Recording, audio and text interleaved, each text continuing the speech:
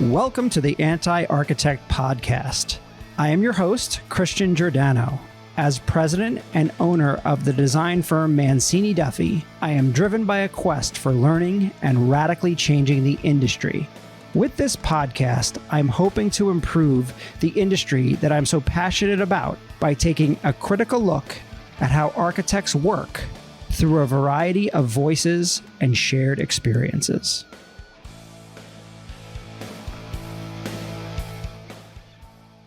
Hello, Anti-Architect Podcast listeners. I'm excited to have Ryan Anderson as my guest on the Anti-Architect Podcast today. Well, thank you for having me. It's a privilege. Of course. So, full disclosure, my wife has been in the furniture business for well over 20 years. She ran her own independent rep group for 14 of those years. And as the industry has evolved over time, many of her product lines, quite ironically, were purchased by MillerKnoll. And they hired her about 18 months ago. So, for me, this is the greatest, job she could have because obviously MillerKnoll is an amazing company, but you get these awesome discounts on all these classic modern pieces of furniture. So I've begun the dream collection. I'm trying to create like a mini, MoMA second floor gallery in our house. So we've got an Eames lounge chair. We have the Plattner table now. I got that chessboard that I always wanted from the Eames chessboard, but it's so crazy expensive. But with the discount, it's not too bad. So achievable. Yes, exactly. Well, that's fantastic. You're dangerously close to being an insider, a furniture industry insider at this point. That's right. So I've been looking forward to having you on the podcast and having this discussion, not only because of your background, but also because you have your own podcast, which is also, great to interview fellow podcasters. And I really enjoy hearing the different perspectives and developments on some of the topics that you have on your podcast. And there's a few things I definitely want to challenge you on. So, let's kind of get into it here. And I guess where we'd start is most people don't realize the sheer amount of research and development that goes into creating office environments. Mm-hmm. This goes far beyond furniture itself, touches on workplace habits, technology, even human behavior. Can you share some insights into how your team approaches this research and how it shapes the products and the strategies that you develop? Sure.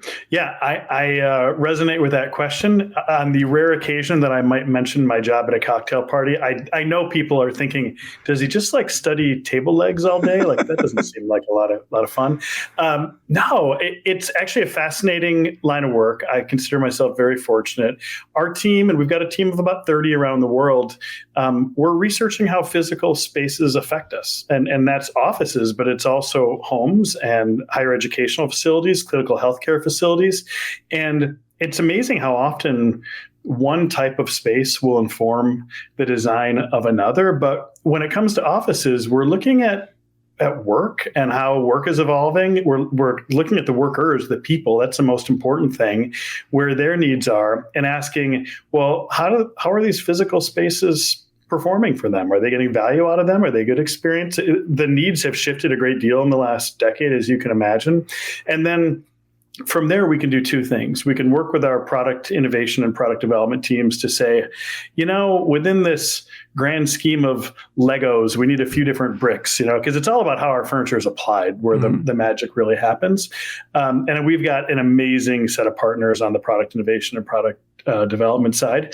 But then we also bring those insights to our friends in the architecture and design community, commercial real estate, directly with our customers, in a way that I hope they find to be very useful and practical. I just had a conversation this morning at length about the ways of designing team neighborhoods so that an organization can do shared unassigned desking without causing everybody to hate it and leave the office.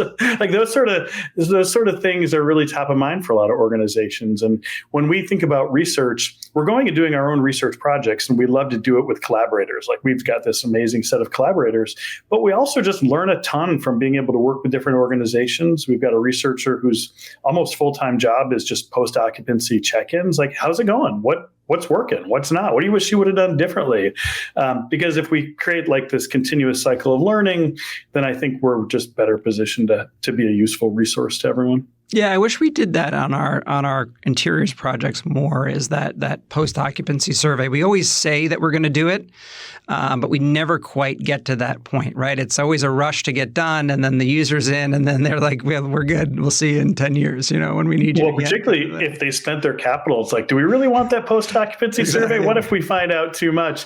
It's one of the reasons why we almost always do interviews, and then if possible, some on-site observation. And sometimes a space might not be working great, and it doesn't actually require a major redo. It's just a disconnect between maybe the intent of the design and how the people that are there understand that it can work for them. So we try to do as much of that as possible, because the number one question my team gets asked is, what have other organizations done? What's worked? What hasn't? Mm-hmm. And what are you seeing? I'll give you another example. We just finished, it was back in September, but a series of site visits at leading spaces across Australia. I think Australia is doing some things that the rest of the world can learn from. And what a privilege it is to just go to like a dozen or 15 different sites and be there and observe and ask questions. And so theoretical learning, doing surveys and studies is helpful, but boy, there's just nothing that beats getting into a space and trying to understand why it is or isn't working for the people that are there. What is Australia doing that's sort of, leading edge, I guess? Yeah, well, I would say just in terms of workplace strategy, they've had an appetite for innovation and risk taking that's beyond what I see in most parts of the world. There's a few, call it financial or structural things that are really interesting. The landlords and building owners often provide a pretty high amount of incentives when somebody signs a lease to go improve the space beyond the typical tenant improvement dollars you might see in other parts of the world. So there's an appetite for some innovation, and there's some more resources for it. But specifically, I would say when it comes to biophilic design, bringing the outdoors in and really creating this incredible sense of well-being, shared building amenities, not just having a coffee shop, but having flexible workspace, end of commute resources, even laundry services provided by the building. When it comes to workplace design, they tried activity-based working and moved in many cases to more of a team approach many years ago. 15 plus years ago. Likewise, they've, I think, created interconnectivity between floors, what are sometimes called villages, so neighborhoods and villages, in ways that are really interesting and enjoyable. And this just scratches the surface. We actually did do a podcast episode this season on it. But the one thing that maybe I didn't get into on our own podcast enough is just what a tremendous set of leaps they're making as far as sustainability. It's really interesting in Australia for us to see projects where there's almost an analysis of carbon in the same way that you would expect an analysis of capital. Like, they're really thoughtful and trying to quantify, and we're right alongside them in understanding what the life cycle implications of a building and all the way down to a specific chair might be. I don't know if we'll see it to that extent in the US. I kind of hope so, but it's ambitious and it feels great to be a part of those projects. I think there's some companies that would spend the time and the dollars to do that. So I'm hopeful for that. So I guess, can you give me an example of, a research project or research topic that you and your team have done that led to an actual, let's call it, piece of furniture, or I don't know, a textile or something, at the end of the day that, is a direct result of that research? Yeah. Oh, sure. There's many. And it's not always linear. It's not always, we'll go do the research, we'll identify a need, somebody will tee up a design brief. Usually we're in dialogue with our other members of not just MillerKnoll, but all of our brands. And so a lot of the times it's a meeting of the minds. The one that's kind of most on my mind right now is a product called Bay Work Pod. And the reason why it's on my mind is we were doing some research as part of a group called Future Forum. So it was us, the head of talent research and consulting at Boston Consulting Group, the head of research at Slack, as well as a guy by the name of Brian Elliott, who created Future Forum. And we were looking at motivations to be in the office. And as you can expect, much of it related to camaraderie and socialization and collaboration. But there was this distinct group, 15%, that said the primary reason they wanted to come into the office was to find a place to focus. And we had launched a work from home tool for Herman Miller that about 34,000 people used. And one of the things that we asked in that tool is, what do you struggle with working from home? And the number one answer, and this was true in July of 2020, but it was even true July of last year, was focus, productivity, kind of concentrated focus productivity. And what we learned is that some of the evolution of our software is promoting more and more what's called asynchronous collaboration. So if we were to work on a document together, it's unlikely we'd do it in a room. You'd spend a couple hours on it. You'd send it to me. I'd spend an hour on it. And so there was more and more discussion, of course, about supporting video calls in the office. We started that journey a long time ago. But when we were talking to our product development innovation team, they were thinking about doing some sort of booth. And our input was, a booth is okay, but ergonomically, most booths aren't great. Mm-hmm. And people are beginning to spend several hours not trying to take a video call, but like working on a spreadsheet in these enclosed environments that are sometimes really, I think, harmful in terms of physical ergonomics, but also they feel like you're in this weird sound chamber. And if somebody's choosing to do that focused work in the office, while they do want to be able to concentrate, they clearly want to be surrounded within their community and by their peers. And so it led to, and shout out to my colleague Satish and all the folks that were working on that product, they created an enclosure which provided, yes, a great place to take a video call, but much more flexible ergonomic furnishings on the inside. And this was really interesting, allowed a certain amount of ambient noise, nothing distracting, but just enough to creep in that you didn't feel like you were in some sort of weird radio booth. You felt like you were still there in the office. And I think they nailed it. It just launched. It's been a great product for us. So we'll see how it does long term. But that's the sort of thing where they were pushing us that, hey, we see a market need. We were pushing them that we see a user need. And where we got was something very different than a typical phone booth. Interesting. Yeah. So I might have told this on the podcast before, but we did a design competition for a large office space. It was probably like 300,000 or 400,000 square feet, and we were competing against a bunch of other firms. And we took a risk. Ultimately, that risk did not pay off because we lost the competition. However, I thought it was an interesting concept of what we did, and it was, we kind of picked up on that too, that people are looking to come into the office, but they're also looking to concentrate, right? The office, our concept was, the office can be a lot of distraction, just like home can be a lot of distraction. So our concept was, these 4 floors where it was only private offices. There was literally nothing on the floors other than private offices, not even a pantry, nothing. And you worked in that office. And the only time that you would then sort of have these casual collisions with your workmates would be when you wanted to go get coffee or go get something. You had to go downstairs or upstairs, depending upon the configuration of the building. And that's where that all kind of happened. And we had collaboration spaces, but you had to go find them, right? You had to go, seek them out. And I thought it was a really good idea. It was a little too forward, I think, for the client, which I also totally get. We tried to hedge our bet, quite frankly, but it was a good idea. So maybe we'll bring that back. We're on to something. I do think it's a good idea, and I think there's a substantial amount of data suggesting that people don't go in for one reason. They go in for those specific kind of relational experiences, and they do want to be able to flip. So for maybe 2 hours, it's go work on that spreadsheet. And then for another hour, it's I want to sit in a space where I can socialize with people that I just don't normally see in the course of a week.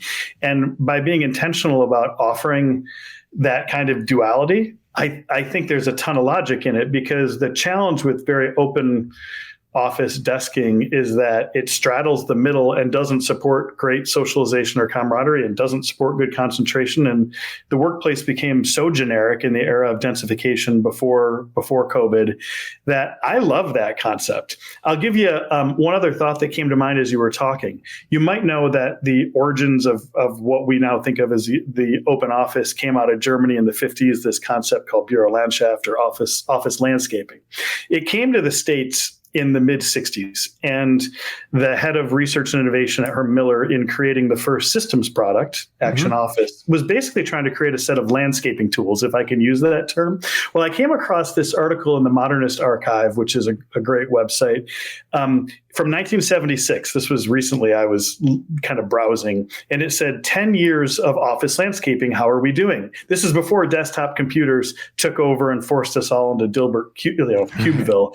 And it was interesting because it said, basically, there's a ton of interesting concepts here, giving people more choice, a landscape of environments, but there seems to be one major issue, and that's privacy, and in particular, acoustical privacy. And I'm like, oh my gosh, this was 1976. Yeah. We knew that it was an issue then. We're still navigating that. The design approach where a space tries to be both social and concentrative, it's really tough to pull off. It's really taking tough, a more deliberate kind of bifurcation like you did. It's hitting with me. Good for you for taking the risk. Well, then we'll try it again. We'll see what happens. We'll get someone to bite at some point. So picking up on the, sort of the office topic that we're on, I love talking about the office in general, innovation, technology. I love shiny new objects. But I'm a little jaded on the post-COVID office. And I think I've joked, I had Mark Benhar on here, who's a MillerKnoll dealer. And I joked that, the office of the future, or the pre-COVID office and the post-COVID office, they look exactly the same, only there's less people and people have on headphones, right? And I had a lot of hope for kind of where we'd take it. I'm not saying all clients, but a lot of clients at the end of the day are still trying to densify or even densify more. Or, so as someone who's leading the workplace strategy at MillerKnoll, how do you see, the future of work beyond just kind of trends and buzzwords in that sort of post-COVID environment? Sure.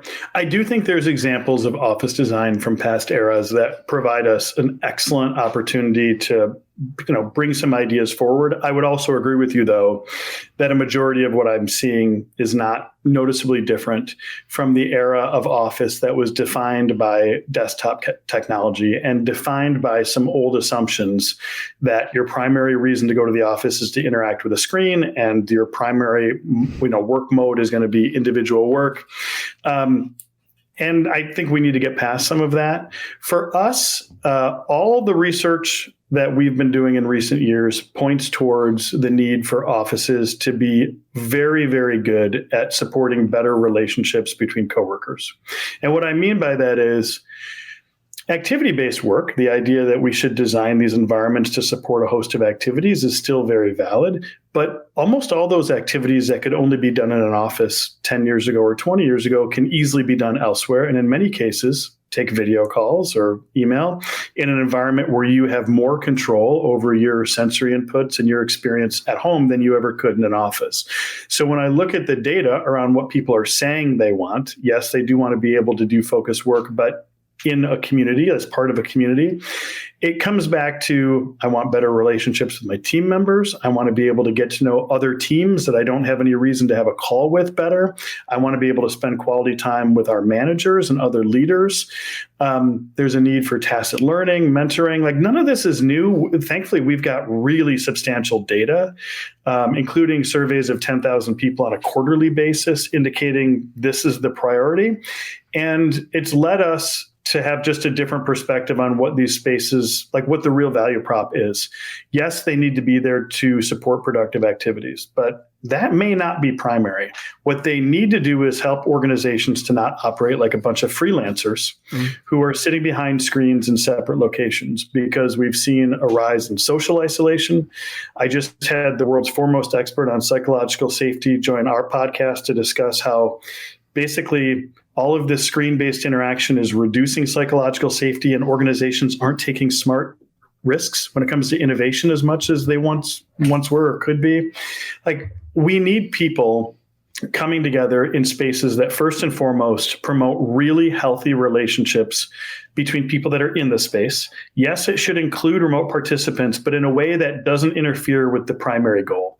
So I see these days a resurgence of video rooms like the telepresence rooms from 2006 or 2008, where there's this banana-shaped table and everybody's staring at a wall as if the three people that aren't there are the only focus. And the people in the room can, like, if you turned off the video, they'd just be like, what the heck? Why are we all staring at a wall together? It's an easy line to cross where suddenly the space becomes more focused on supporting the digital interactions than the interpersonal ones.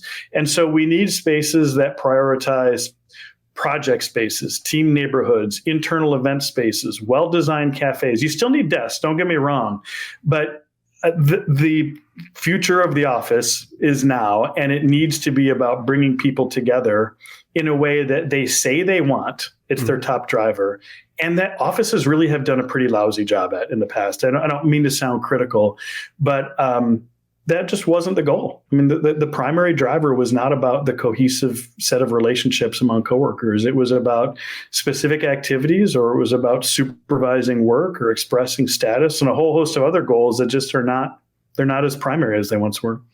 Yeah, and I get that. And I find that whole psychological safety thing quite interesting, because I guess if you're only interacting via a video screen, right, why give my idea, right? If we're just going to all hang up and go our separate ways at the end of the day, right? Like, or maybe my idea is not best shared with an entire, Brady Bunch screen of a bunch of people, but something I'd like to sit and talk to a potential mentor about, like, hey, I have this idea.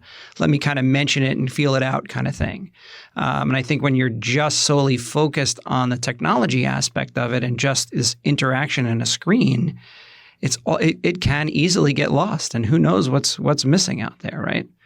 And then I also go ahead. Oh, sorry. Go ahead. No, go.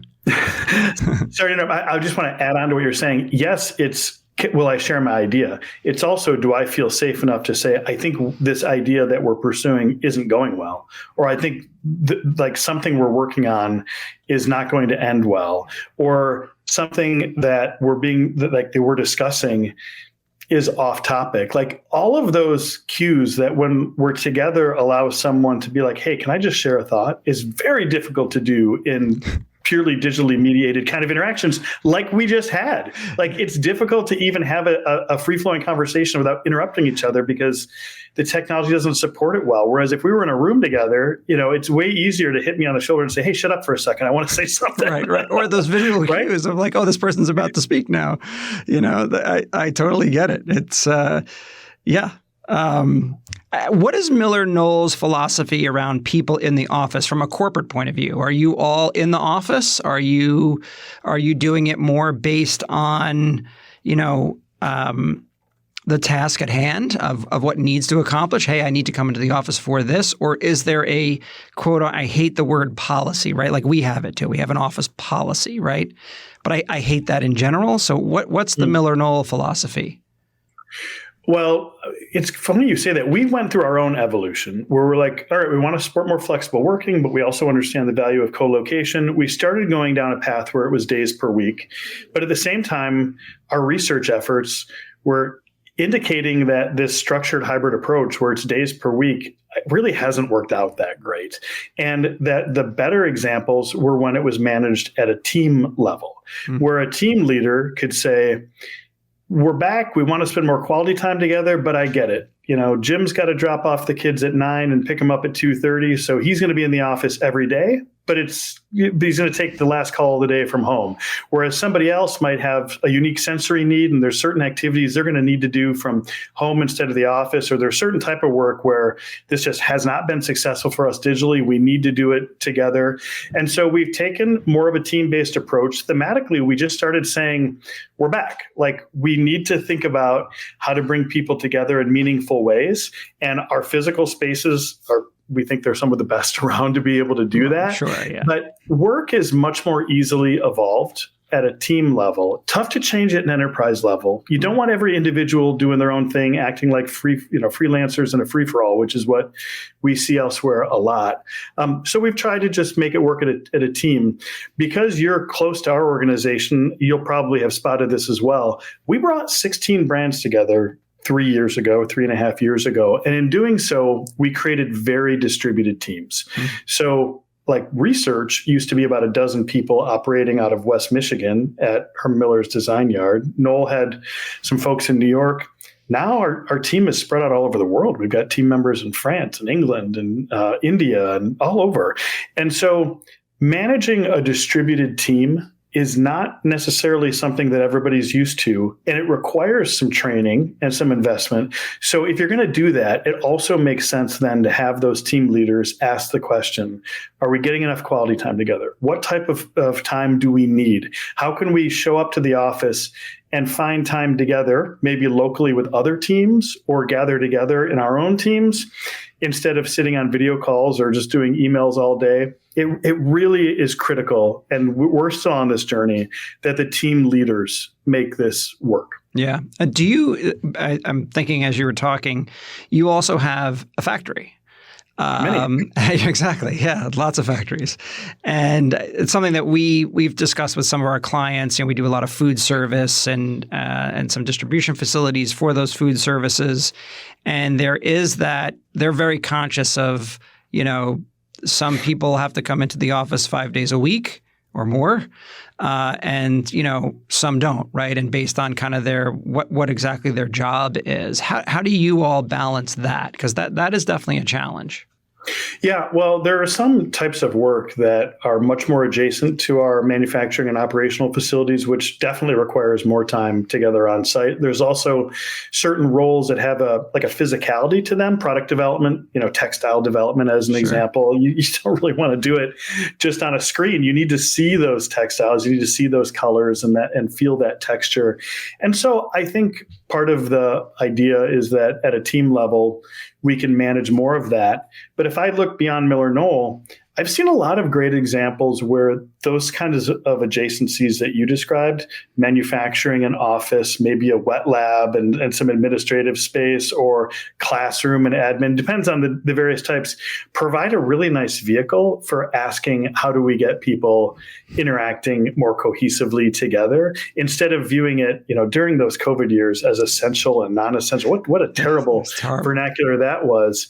But if I go way back in Herman Miller's history, in the 70s, we built this factory in Bath in the UK. And our founder, along with Sir Nicholas Grimshaw, wrote this piece called the Bath Brief, which was way before we were using terms like adaptive reuse.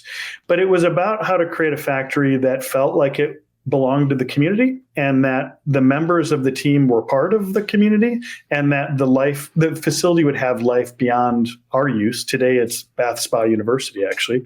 And so I think we've always had this mindset that factories are not like off the grid places you don't think about. They're actually the epicenter of life for a company like ours. And that means that all of us, in fact, I just got done touring our distribution facility just to learn about how we're doing new and interesting and innovative things there, because it's kind of the heartbeat of who we are. So yeah, we've placed a high priority on making that connection happen between quote unquote office and operations. By the way, you do study that building in architecture school, or at least I did in my architecture school. Really? Yeah, that's awesome. Building, which is pretty funny. Yeah.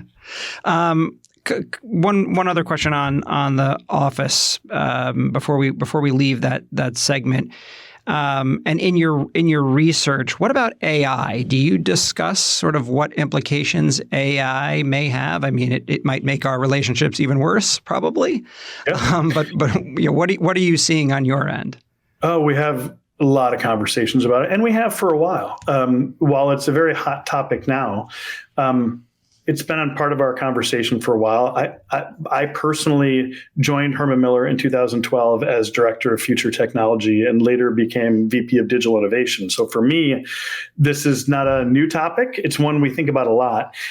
If I were to net it out, there's usually a few different categories of how we can think about it. One would be the intelligence of the building itself, how the technology within a building can help produce data that can help manage that building better, even improve user experiences within the building. A second category might be around the tools we use, design tools, facilities management tools, et cetera. But the one that probably dominates most is just the effect on work. And there's a lot of hype around it right now. In theory, and that's a big asterisk, in theory, AI is best at helping us take very technical and rote processes that people are generally not great at, and take those off people's plates to free them to spend more time doing what humans are better at. As an example, in 2017 at Herman Miller, we began using a couple of bots to help pay our bills. At the time, there were a couple people who spent about 40% of their day processing paper bills. And we decided back then we would use AI to be able to free up that time, not to eliminate anyone's job, but to basically ask the question, how can 40% of each of these person's day be spent doing better supplier relations, like more strategic things? So yes, I think, and this is a bit of an optimistic view, but that as AI progresses, it'll cause us to want to double down on what people are really good at: critical problem solving, strategic planning, relationship building. And these spaces need to be, really, really good at fostering relationships. But if I can get really wild with you for a second, and this is not something I've ever really talked about at length, if you look at the very concerning and in some cases hyperbolic claims about how AI is going to kill us all or hurt humanity, et cetera. What's so interesting about it is they're not coming from random commentators. They're coming from people that have been involved in the development of AI. Yeah. And it's not so much that, like in Terminator, there's robots that are going to come after us, or in war games, they're going to shoot missiles at us. It's that right now, AI is being used to sow division among people through misinformation, and essentially, it's causing fractures in our society, sometimes known as the splinter net.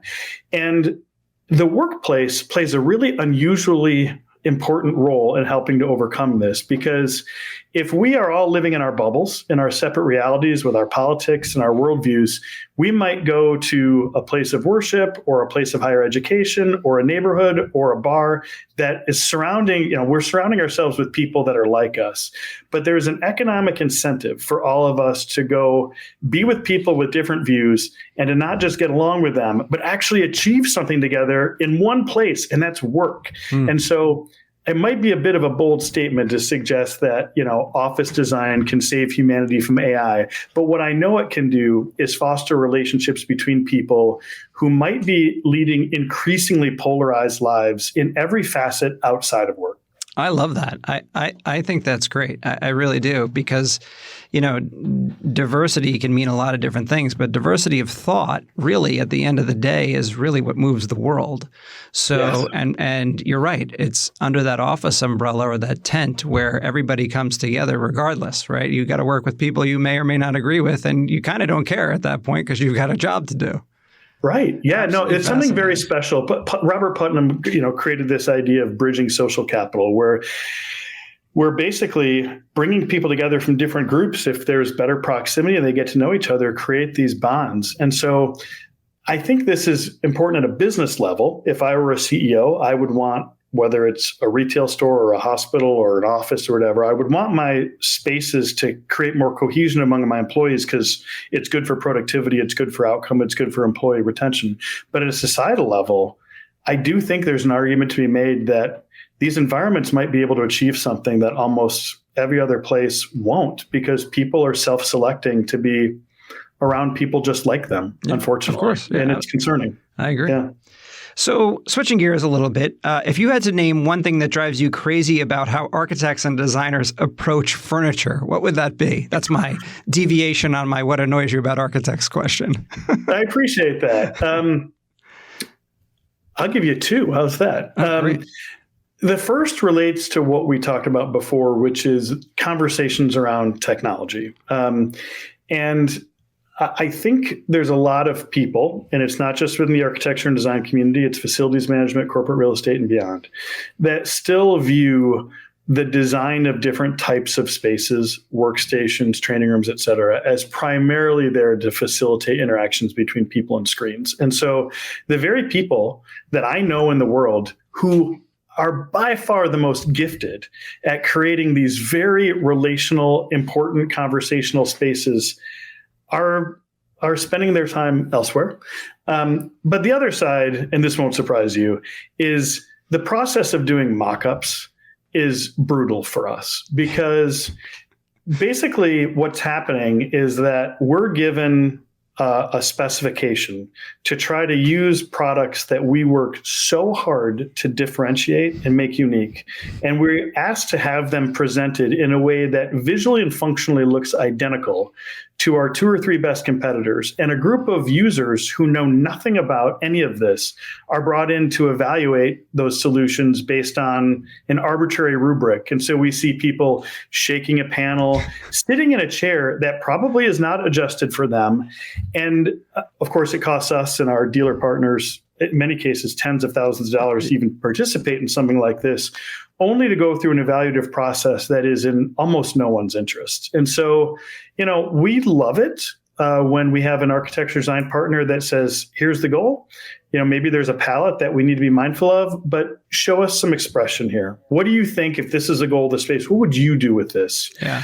We just had a pilot space with the federal government, with the GSA, where this was allowed to happen. And I'm very thankful that our space just really, it shined as far as how it performed over time. So let's get out of mock-ups and ask the question, how can we tap into what differentiates these manufacturers in the way they think and the way they design versus trying to homogenize everything?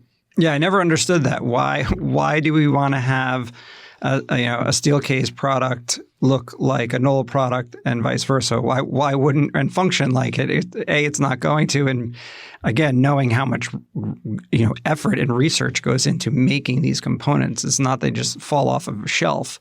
So why would you try to make somebody else's product for them, right? It's a great question. Yeah. And then an architect or an interior designer will see fit and finish and see details that the people evaluating the mock-up won't see. And so I understand that it might be useful actually on some level to a trained eye to see some of it, but the head of a department or the facilities manager, somebody else is going to come in, they're going to shake something.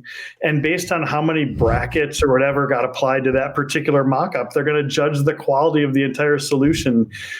It's not in anyone's interest. So I would love it if we could fix that. Yeah, absolutely. Do the mock-up after it's been awarded, and this is what you're going to get. And makes sense. Like we do with a building, a brand new building, we do a mock-up of what those finishes are going to be, right? It's the glass, it's the brick, it's the stone, it's whatever, and this is it. And it's, hey, this is what you're going to get.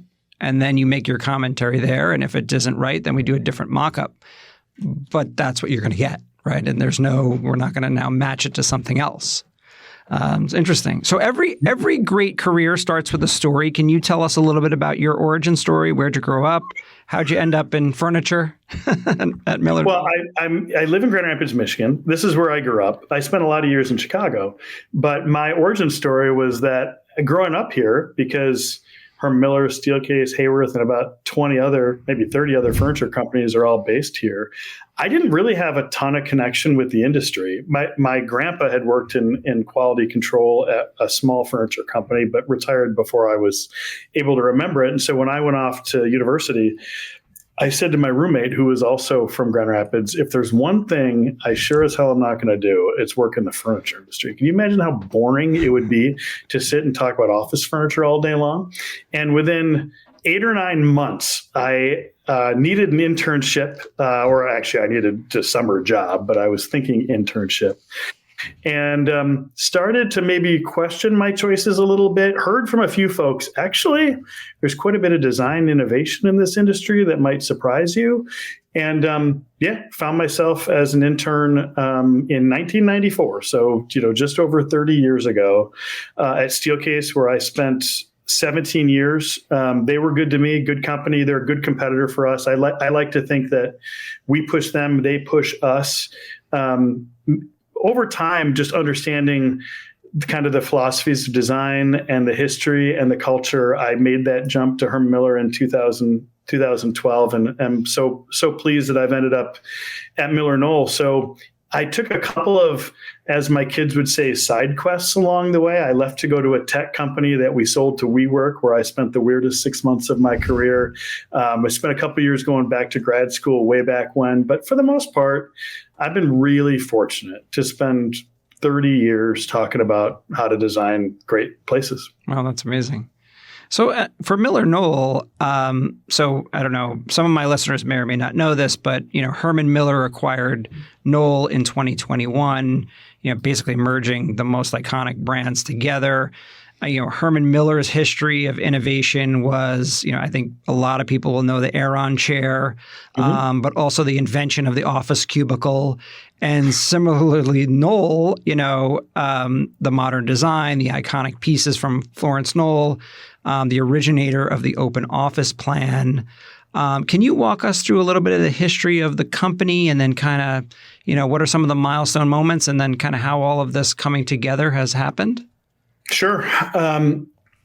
So Herman Miller started here in West Michigan long time ago, well over 100 years ago, and went through a really pivotal set of changes in the 30s, where Gilbert Rohde and later George Nelson and others helped to transform the company in thinking about design very differently. And at the center of it was very much a focus on new ways of living and new ways of working. There were a couple of designers in school in Detroit at Cranbrook Academy that made a pretty darn important difference at Herman Miller, namely Ray and Charles Eames, who designed not only the Eames chair, but really along with George Nelson, Isamu Noguchi, Alexander Girard, and others, brought a spirit of modernism. Like, we're trying to support new ways of living. People were moving into smaller spaces. The ornamental Victorian kind of stuff just didn't make sense anymore. And then in 1960, they hired an inventor named Robert Probst, who started Herman Miller's research. And in 1978, hosted a gathering called Facility Impact on Productivity that essentially launched facilities management. The group that was there became IFMA. Interestingly, Knoll had a parallel story. At that same school at Cranbrook, Florence Schust, as her maiden name, was a student, essentially almost adopted by Alil Saarinen and his wife. Their son, Eero Saarinen, was also a student, and she married Hans Knoll. And so along with them and Harry Bertoia, the designers that made Knoll, Eero Saarinen, Florence Knoll, Harry Bertoia, and others, they were close friends of Ray and Charles Eames and others, to the point where Eero Saarinen named his son after Charles Eames. I mean, this was a group of people that were advocating for a different type of design that we now call modernism. And so I think Knoll, with some roots in the Bauhaus and through the creation of something that Florence Knoll started called Knoll Planning Unit, advanced a business model that looks a lot like today's interior design firms. And my perception is that Knoll was always particularly gifted at understanding the relationship between furniture and the architecture. And Herman Miller was very good at understanding the relationship between the human body and the furniture, and how the furniture could be rearranged and made flexible to support different activities. And so, when 2021 rolled around, Herman Miller had diversified our business quite a bit. We were doing really well with like gaming chairs during the pandemic and outdoor seating for your backyard. Oh, yeah. And we had the ability to acquire Knoll and their family of companies. And we said, we are not going to lose Knoll. We are not going to lose Herman Miller. We are not going to force Muto and Hay to be one. We're not going to take Knoll Textiles and Maharam and create some weird like amalgam of all this. These are a group of brands that have unique heritage, unique approaches to solving problems. And so we created MillerKnoll as essentially this overarching entity. There are no MillerKnoll products. MillerKnoll is basically a company that prioritizes research, sustainability, improving the world, and then works with our brands to make that happen. Personally, I love working at MillerKnoll. I actually enjoy working here as a company even more than maybe I did at Herman Miller or my previous employer, because just the sheer opportunity to be able to say, what does it look like to massively reduce our carbon impact? What does it look like to create totally different approaches to residential design? And then we've got these brands that, include Design Within Reach and others. It's so much more diverse and interesting. And for me as a researcher, and I kind of alluded to this, the cross-pollination of insight between how do you design a great home and what does it look like to support learning at home? And how does that influence the way you think about higher education? And then if you look at higher educational campuses and how they're evolving in an era of remote learning, how does it impact offices? Like, it just got even more interesting and rich for me and our team than it had ever been before. Wow. So that's MillerKnoll, but really we stand on the shoulders of 16 incredible brands that are really the stars of the show. Really cool story. I had no idea that they were actually sort of intertwined there in the very beginning of everything. That's fascinating. They were. We basically tried to restore that heritage. And sometimes behind the scenes, we'll talk about a new modernism. Like, what are the changes in the world that are happening right now? We talked about it with AI, et cetera. And what's a modern view of design in solving societal issues? And yeah, we'll get down to the ottoman and the file drawer. Like, we got to get there. But it's all around what's the role of physical spaces. Well, Mudo has the coolest accessories, I think, out there. Oh, so I and Mudo had done some research with Johns Hopkins and Google on neuroaesthetics that I'd never heard of. They brought it to us. Now we're moving some of that work forward. Just as I mentioned, the sheer diversity of approaches and innovation within these brands has just created a field day. It's like opening up your wardrobe each morning, and there's just all sorts of cool new stuff in there. That's cool. Is it true that the Aeron chair is like a new one is made every 60 seconds or something like that? A new one comes off the line about every 25 seconds. Now, the overall takt time for a given chair might be 5 or 6 minutes, like to take the chair from one end to the other. But no, I am in Greenhouse, which lead pioneer building by William McDonough, one of the most amazing manufacturing spaces in the world. I'm there quite a bit. And to see our team members producing those chairs is like a work of art, because you got to remember, every single one might have different options than the one before it, different finishes, and it is orchestral. And it's not like those people on the line are under duress and struggling. We use Toyota Production System, which we've rebadged MillerKnoll Production System in a way that if you were to see it happening, each person has a role, but they have this little button in front of them called the and-on button. And the second that anything goes wrong, this gets back to psychological safety. They can hit this button, and there's a facilitator there waiting to come help them.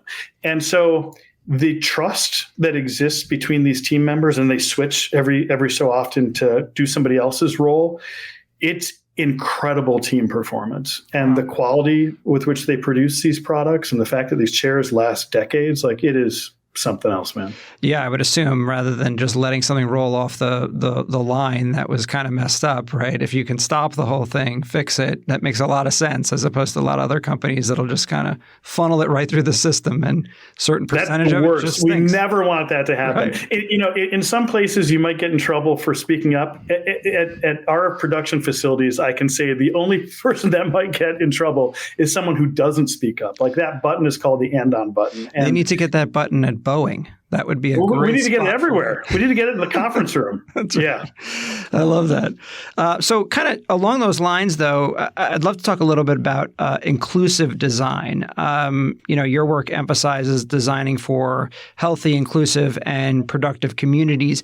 Can you define, what that means and share some specific examples of what inclusive design means? Sure. I mean, for us, inclusive design refers to more participatory design. So if you're familiar with the concept of universal design, it's like, well, let's design something that works for everyone.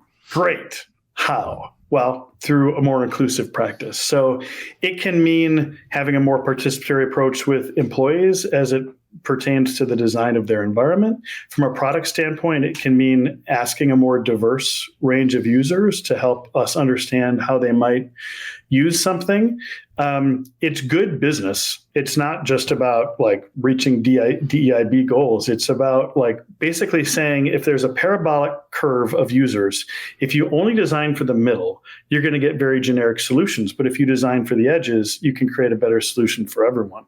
My favorite story is our Renew height adjustable table. We designed it about 2014, 2015 with a designer named Brian Alexander, who's super passionate about neurodivergence.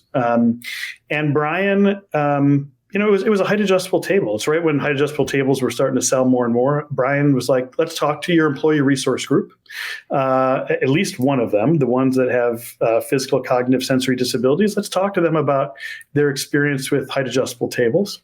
We found that the standard height adjustable table wasn't working for a lot of people, in particular, the adjustment. Little arrows, weren't always easily seen by people with limited visual acuity. People with cerebral palsy or without fine motor skills sometimes had a tough time like operating that with such specificity. Those on the autism spectrum or other neurodivergent conditions didn't love that. Sometimes it takes the height adjustable table a couple of seconds to activate if it's an energy saving mode, and it felt frustrating. So we designed this little controller, clear neoprene plastic with an LED light in it, so that anybody could easily adjust it without even looking at it. But if you did look at it, the second you touch it, like the millisecond, it activates this LED light, letting the user know you did it right. And by using those unique needs as a basis for design, we created an adjustment that everybody wants. I'll give you a parallel story. When I was in Australia, I was in Melbourne at the largest company in Australia. They had hired about 30 people with autism on their cybersecurity team because they're excellent at pattern recognition. But to accommodate them, they basically designed a whole wing of the building with variable sensory inputs. You can adjust lighting, acoustics, other things. And not surprisingly, everybody would want to work in that part of the building. Who doesn't want more control over your environmental conditions? And so inclusive design, it's good business, but it's just a great basis for saying there's no ideal user. Look across a broad group of people, include them, and you'll create a better building, a better workstation, a better chair. And in particular, we had the privilege of partnering with an architecture and design firm called BNIM in Des Moines on the Harkin Institute for Tom Harkin, who sponsored the Americans with Disabilities Act. I had Senator Harkin on our podcast talking about this, where we really put some of these principles to test at an architectural scale and a furniture scale. It came out really well. We're fortunate to win some awards for that facility. So I think there's power in it. That's great. Thank you for that. And thank you for the specific examples. I feel one of the things that I find, we do this as designers, we talk about things, but the actual tangible result sometimes isn't there. But you guys have real tangible results, right? And my wife is telling me there's a chair also that you use in the medical facility that has fidget spinners on it and things like that. She was telling me how cool that one was. So again, like you guys are using the research, you're then integrating and working with designers, and you're actually developing products that have a meaningful outcome as opposed to just talking about it for the sake of talking about it, which I really appreciate. Yeah, and that project with Jefferson Health, which led to a waiting room chair for their autism center, it has a textured armrest. It uses like a herringbone fabric as a privacy enclosure, was driven by the patients with autism that we got involved in the process, who were able to articulate this is what they wanted. And it created nobody wants to be out and exposed and bored in a healthcare waiting room. It's just a better waiting room chair. Yeah, 1,000%. I agree. So let's talk a little bit about your podcast. You host your very own, very successful podcast called About Place. Tell our listeners a little bit about it. Yeah, our podcast is called About Place. It's super fun hosting it. As you know, it's a chance to engage with lots of different people on different ideas. We came up with a podcast primarily, behind the scenes, to elevate the role of good design with business people. And when I say business people, it's not just people that work at corporations. But if we think about workplace and just the role of place broadly, we can sometimes get very into design language to try to articulate the value of it. But this was at a time in 2021 or so where CEOs and chief legal officers and others were creating their return to office committees. And we were like, hey, this is a chance for us to reach them. And in particular, we got a pretty good kind of foothold with HR leaders. And so the podcast is all about how our workplaces and beyond can be better designed, better conceptualized, but you'll hear a diversity of perspectives from outside the industry. I mentioned having Amy Edmondson from Harvard talking about the value of being together for psychological safety, having Senator Tom Harkin talk about the value of inclusion, having leading customers. This past season, we had Lego, we had CBRE, we had Workday, all talking about what they've done that they feel other people might be able to learn from. It's just a chance to elevate the value of what you do, what we do, help to make sure that in this quote unquote post-pandemic era that offices in particular don't get commoditized or be viewed as less important. They're more important than ever. And now is the chance to rethink our assumptions about why they offer value. And that's what we focus on every other week. We do about 10 episodes a season, then we take a nice break, and we're just wrapping season 4. Nice. I like that. So Ryan, thank you so much for being my guest here on the Anti-Architect podcast. I really enjoyed all your perspectives and loved learning a little bit more about MillerKnoll, which was absolutely fascinating. So I can't thank you enough. To learn more about Ryan Anderson, visit MillerKnoll.com. You can find him on LinkedIn. And of course, please check out his podcast, About Place, which if you're listening to this, it's on all the same channels. So thank you again. I appreciate it. Thank you for having me. It was fun. Awesome.